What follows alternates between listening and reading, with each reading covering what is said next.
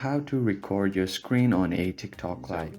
If you're trying to go on a TikTok live and you also want to record your screen at the same time, I'm going to show you how to do that exactly. First, you will need to download a application that's Streamlabs. So just go to your Play Store and download this application. After you've downloaded it, just open the app. And once you open your app, you can see the Go Live button at the bottom here.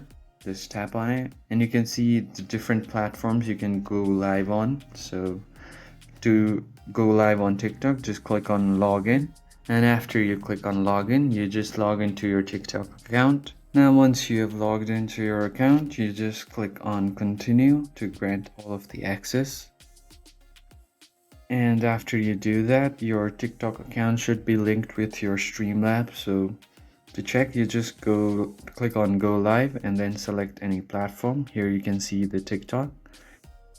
And once you select it, you can click on next and paste the TikTok server URL and your TikTok stream key.